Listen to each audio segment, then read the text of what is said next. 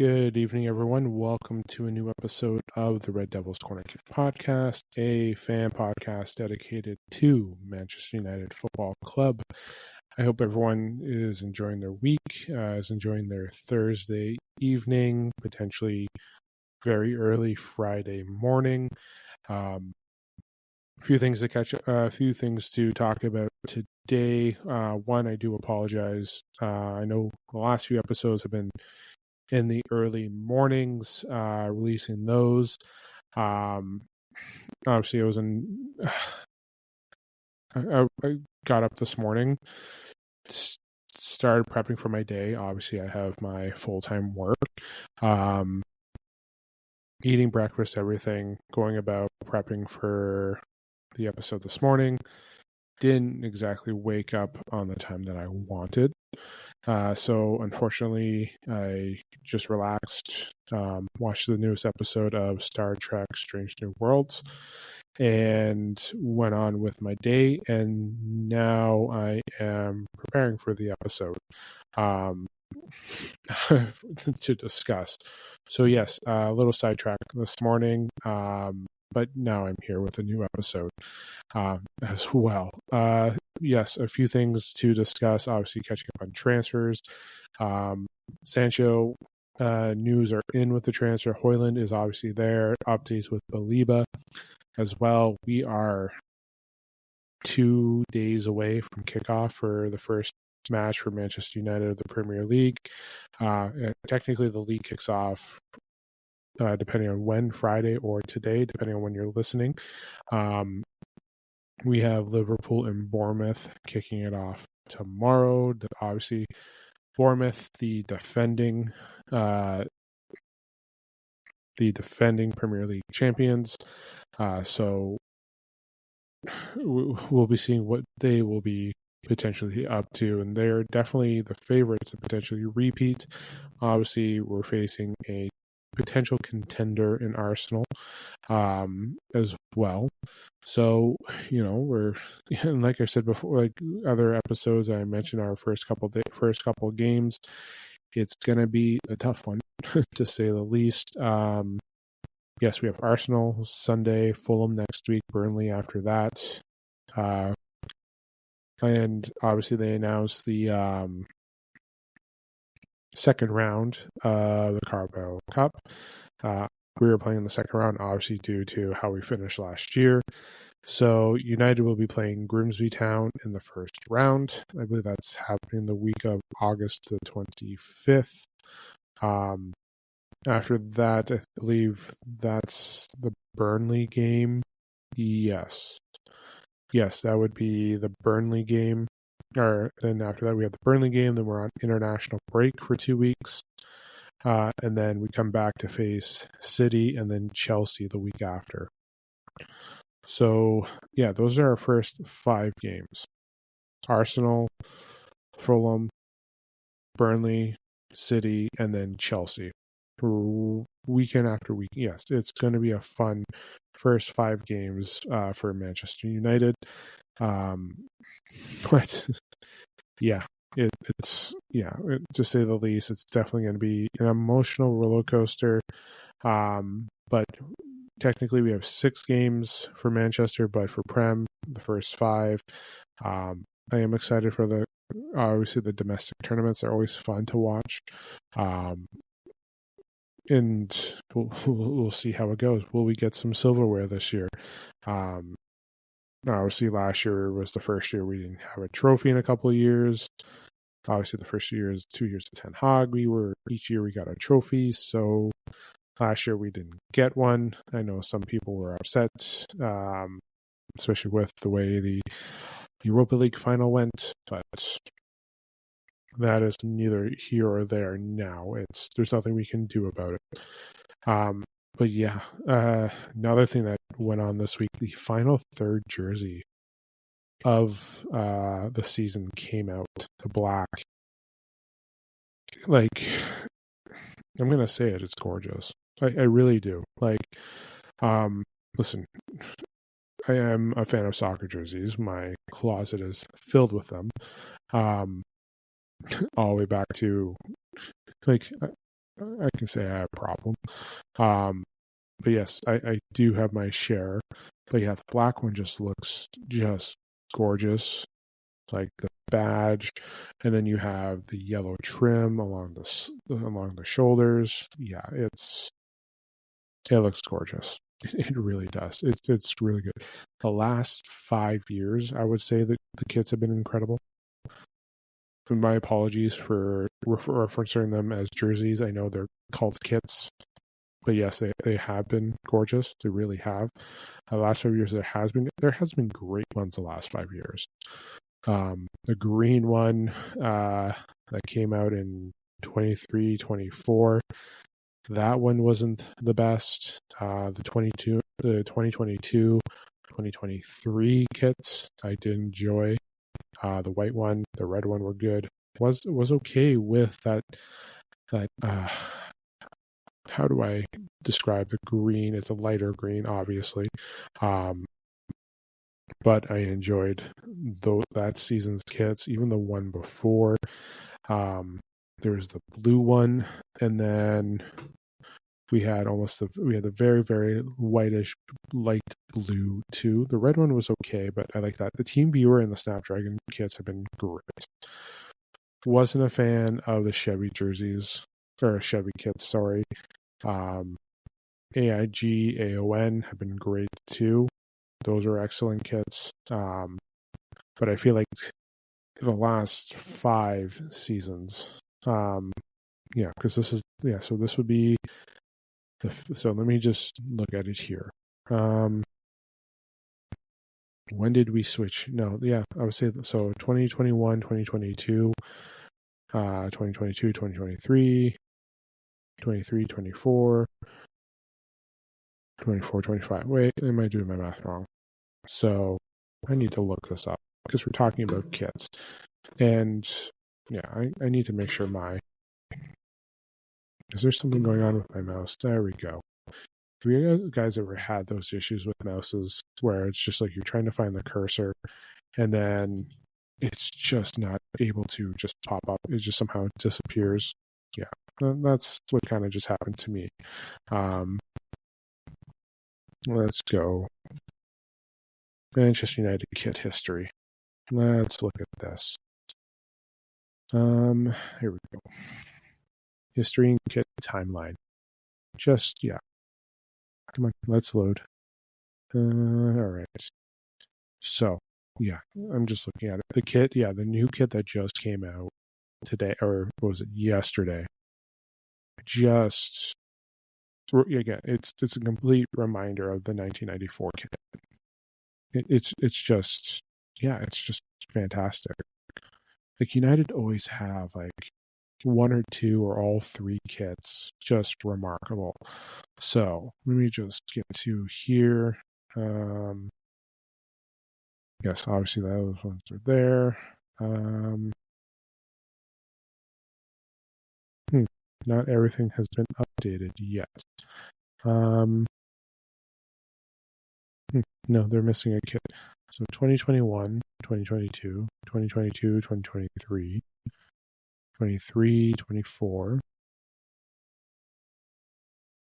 24, 25, and then 25, 26. So yeah, the last 5, including the last 5 seasons have been remarkable kits. I had to think a little bit, and it took me longer than expected. But yeah, the kits have been, the last 5 years, there have been great kits. There has. It's like they've done an incredible job this season with the new kit. I do like the red. The purple one I'm okay with, but the black one looks great. Last year, the blue and the white were incredible. I enjoyed the 3. I wore the white one today for work. And then obviously the white with the 3 lines, the black, the blue, and the red. The red one was okay. Kind of reminded me of the Team Viewer one from a couple of years ago.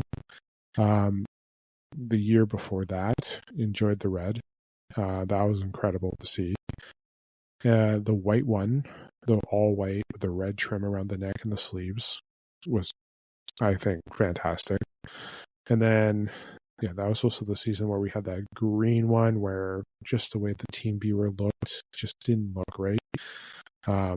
Season before that, the season before that was very well.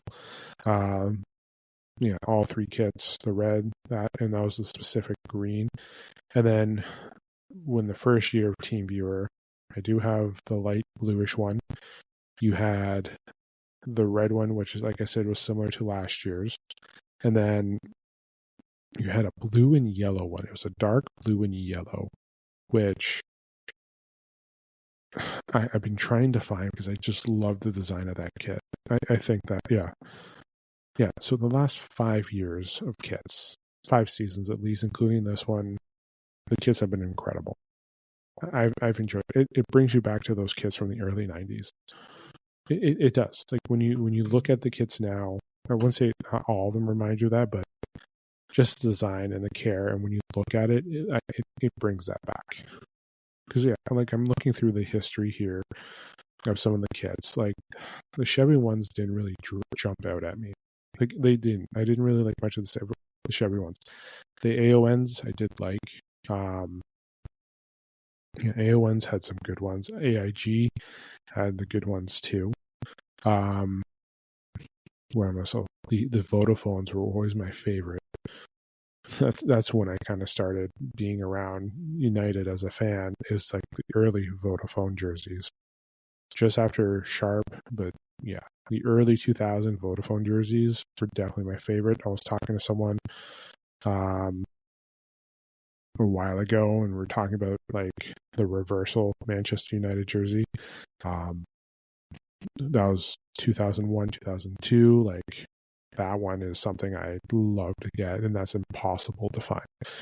But yeah, like 2001, 2002, those kits were great.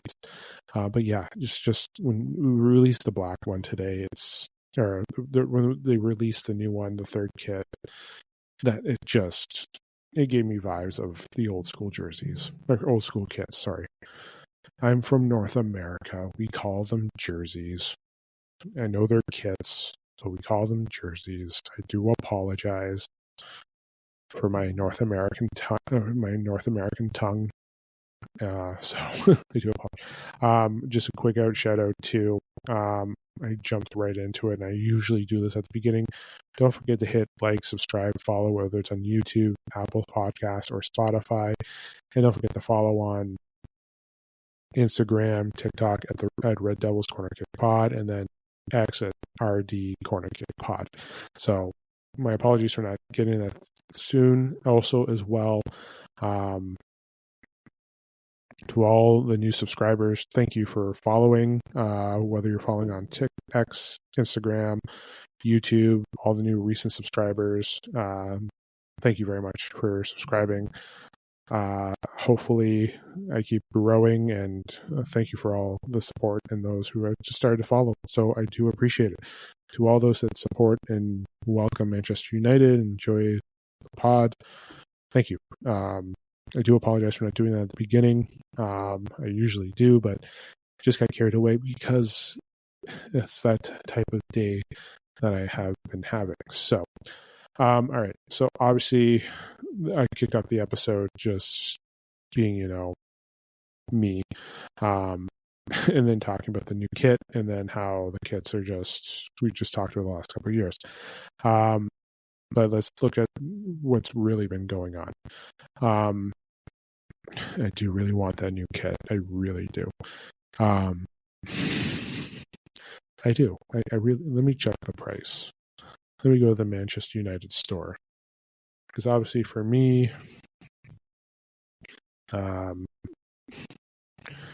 let's just check the new price of the new kit.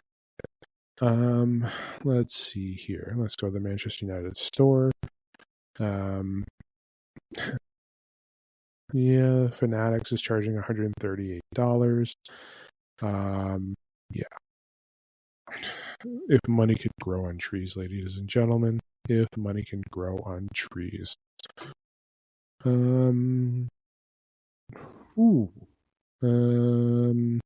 Yeah. So the Manchester United store is charging $190 for the new kit. Sign up to membership and get 10% off. But $190 for a new kit.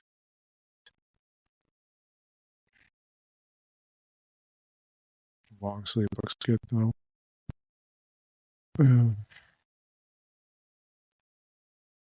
New goalie kits don't look bad either. I do like the goalie kits. But yeah, the red. No, not the red. But like $190 from the Manchester United store. Oh. Yeah, I don't have that lying around. Yeah, I'll be honest with that. I don't have that lying around. Lids has got it on. So Lids, yeah. Okay, so it's not a bad price. I'm going to be waiting until next year, like I always do. Maybe. I don't know. Well, no. I'll hold off. I might hold off. We'll see. Okay, I have to get to the important part here. All right, like I just spent some time talking about kits, pricing. Like, but it is gorgeous though. It really is. I do love the blue trim in the neck too. Like the blue and yellow trim on the sleeves, around the neck. It is a gorgeous jersey. It's kit. It is a gorgeous kit. But yes, let's get to the important stuff. Let's get to the juicy bits. Okay. Transfers. Like here we are. All right. There has been some updates and some, you consider this good news in terms of how you're thinking it. Let's get to Rasmus Hojlund. I have expressed myself about Rasmus the last few episodes this preseason on X. Everything about Rasmus Hojlund, I have expressed it and how I feel about it. There's apparently chances are that he is going to go to AC Milan on loan, but potential to buy. Most recent news has been saying that he is okay to go, or he's been greenlit to go. It's tough. It is. It does hurt. It does hurt when we see a player like that going. I don't want him to go. I really don't. I don't want him to leave just because depth is important. He was been getting a little bit better. I know that they signed Sesko. I know it's there, but the one thing I was hoping for is, and like I said, Hojlund was not the main issue last year. The whole squad sucked. And I was listening to a podcast today. I do listen to a bunch of Manchester United podcasts. What was it? I think it was Talk with the Devils. But it's the one done by The Athletic. But they were talking about how everything had changed, like the way, obviously last year you had players like Garnacho keeping his head down, not looking for the pass, not involving players, just taking the quick shot and quickly overturning it. You saw that. Now, the way the growth of Dorgu you saw the relationship with him and Cunha, you saw that there as well. Why not, with the new additions of Mateus Cunha, with Embuemo, why not see what he can do with that? That's the thing, right? And I know Rasmus's hold-up play is not the greatest, but give him time. And you know what? With Sesko, give him time to go to that. Obviously, there has been more news coming in as well. There's talks of Fulham apparently looking at interest for Rasmus Hojlund as well. I saw that as I was reviewing everything, but we don't know. Like we don't. I saw that earlier today. It looks like Fulham is keeping an eye on it, but So let's just take a look here. Yeah, this is the Sun. Yeah, this is here United so there was, what was it? Just looking up here. Yeah, Fulham. Fulham looks to potentially hijack that. But I think he might be keen to going to AC Milan just because of experience in Serie A. So, yeah, it's tough. Again, I don't want to lose him because Xerxes' track record recently with injuries, Cheeto Obi, still being too young. You need the time, and it's good competition to have. You can see Sesko's hold up play is better. And Hojlund can observe that as well, especially if you bring him in like a later of a third. Fitness isn't there yet, so we kind of need depth right now. And for who we're playing, again, like I mentioned, in the first 5 Prem games, I know we have 6, but excuse me, but like I said, you have City, Arsenal, Fulham, which is a good squad, and then Chelsea. So like 3 out of the 5 are big clubs. Fulham is good. We sucked against Fulham last year, ladies and gentlemen. It's not a state secret there. It wasn't our best matches, especially when we did lost in the FA Cup to them in penalties. The way it went down in penalties. But yeah, it's like we struggled. We did, but right now, having the depth pieces, especially when we're doing those domestic cups, unless Amram is not planning to win any domestic cups. By the way, those cups are key. In my opinion, yes, the Premier League is priority number 1, but if we're able to secure a cup win, whether it's EFL or FA Cup, those are tickets to Europe. Let's not pretend that that's not interesting as well. It does give us a key help, especially with if we may struggle. Because again, like Liverpool, City, Chelsea, Newcastle, Aston Villa,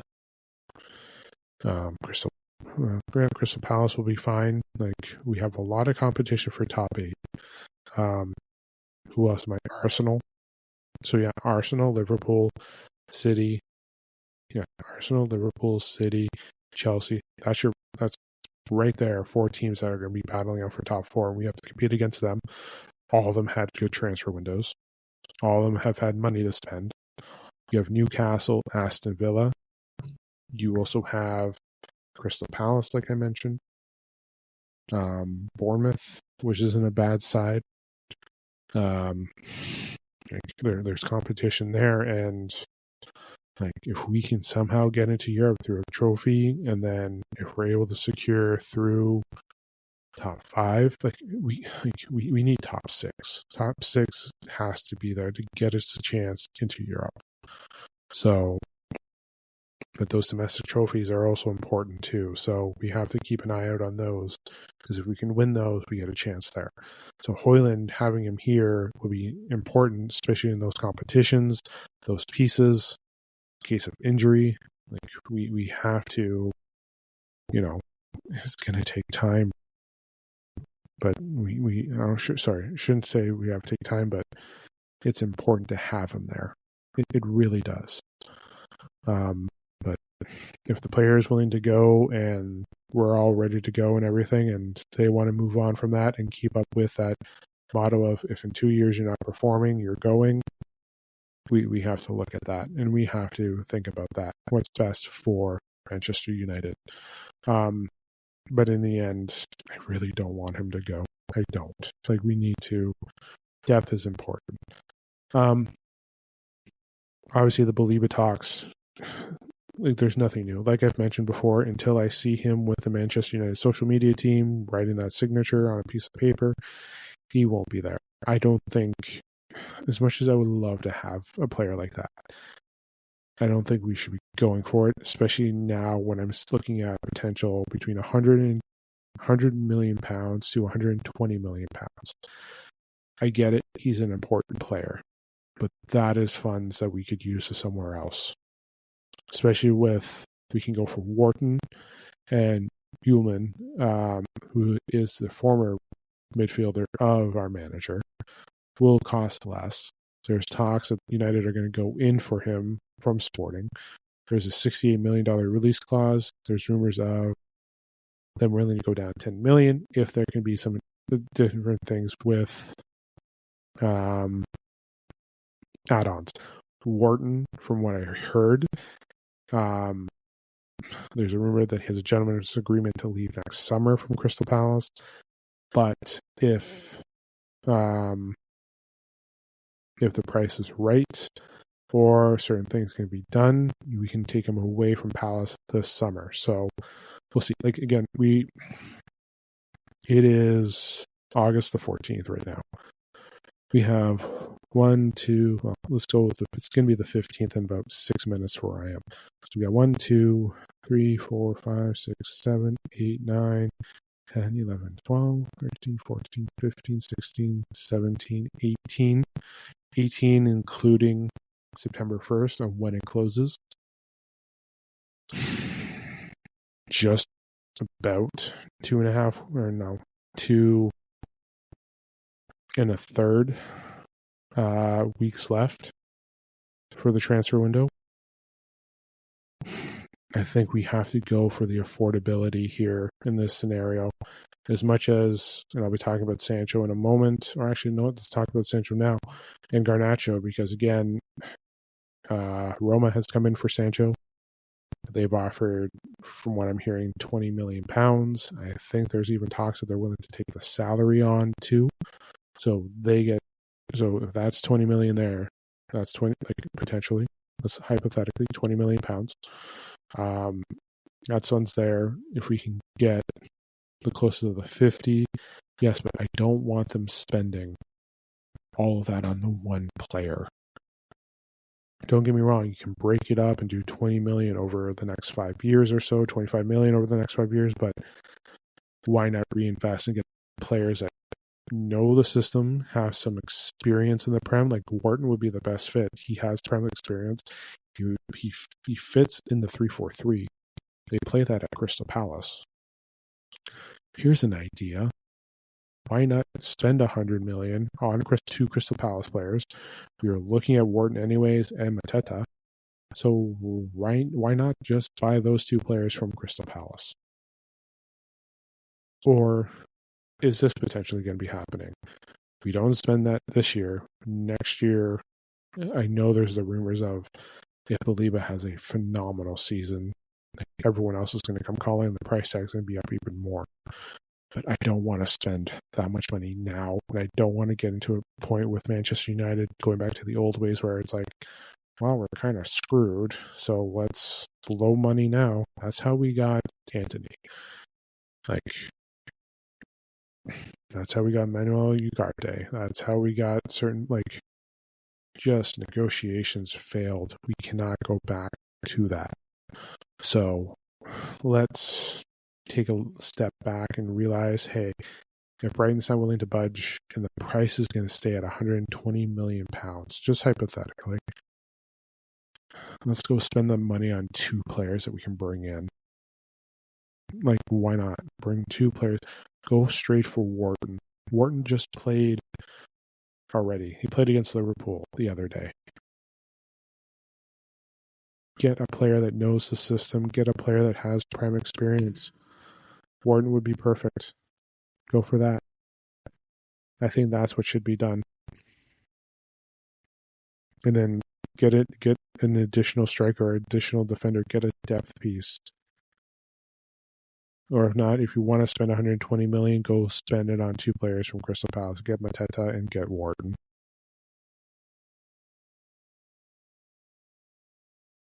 We need depth at striker.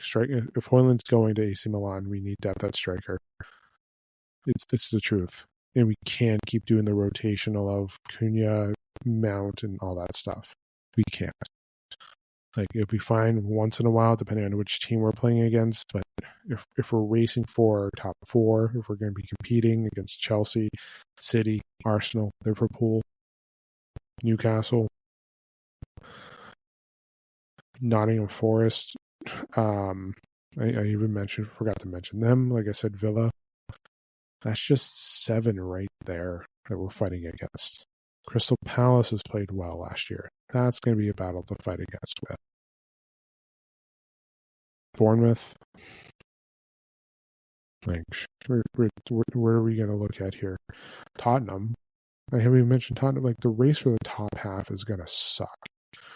And United are in that battle. And yeah, anyone, like, yes, the comment that I said is there. It's a race to the race for the top half. Is there a chance that we could potentially win the league? There's a potential. But with those 7 squads, or 7 teams, or 10 teams that I just talked about, or 9 teams, like, and I know many people are not hoping for a good seat. Like, I shouldn't say that. Many people are actually a lot. How do I word this?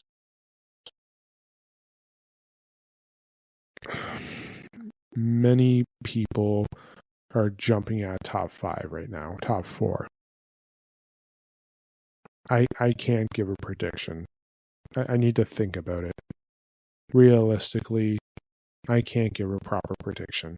Don't get me wrong, in my head, as a fan, I can go straight up and just forget knowledge and be like, yeah, we're going to win the fucking league. I can't think like that.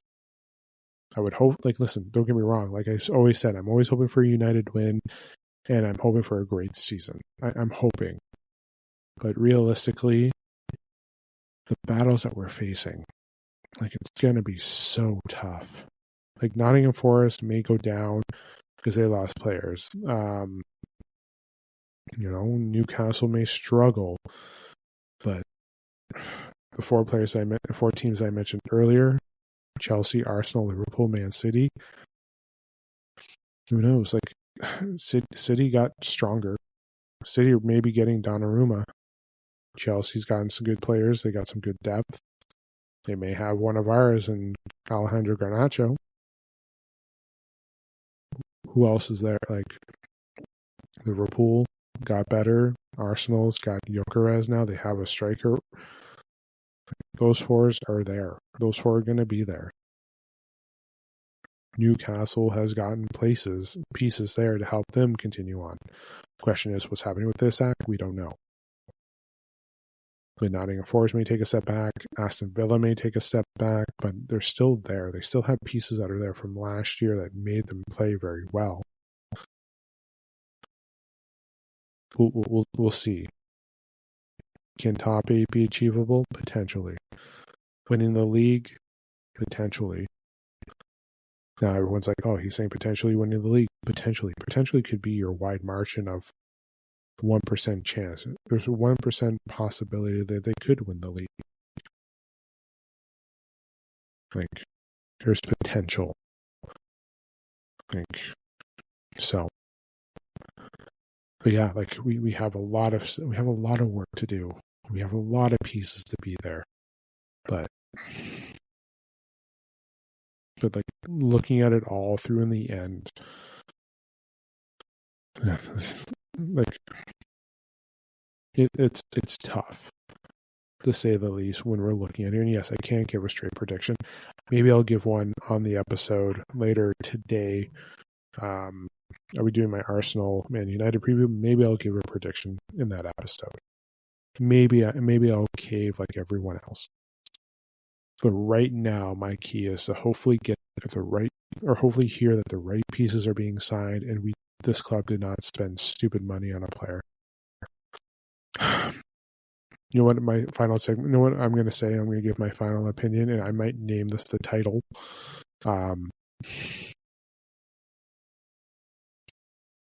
Move on from Baleba. Don't go for him. Don't go for him. Go for Wharton. Go for Hojlund. Go for someone that can reduce the price, make it better. Or you just don't have a piece this summer. Maybe look at the January transfer window. Maybe you make one of your targets the target for January, and maybe the price goes down. We'll see after 4 or 5 months and how the window went, or how the beginning of the season went for some players. But for me, like, Hojlund should stay. Baleba should not be signed. Go for find other pieces. That's Hojlund should stay. Baleba should not be signed. Hojlund, find other options. That's basically it. Raise the funds, but find other options of players that can fit the role. Don't go deer in headlights. Yeah, like I said, I want Hojlund to stay. I don't want to sign Baleba. I'm saying it. I don't want to be. I'm gonna say I'm gonna be that negative guy. I'm gonna say it. I don't want him signed. Not at that price. If you can get him at a reduced price, under £100 million, the thing is, us as a fan base have just targeted. But in the end, I'm going to go against the stream. I'm going to go upriver. I'm going to go against. I'm going to say we should not sign him. Do not sign Baleba.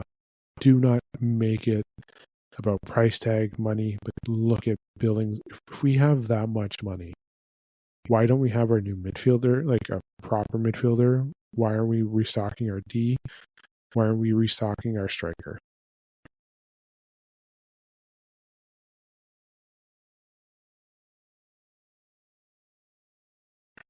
Like I mentioned, Mateta, Wharton. If we're spending 120 million, why not just go for two strikers that are in a system and that can play any other system? Why not go for that? Especially when especially when Collier is going out on loan. He could be potentially our starting spot next year or depth piece for whoever we sign. You got to remember, I'm just going to leave it there for that. Yeah, I am.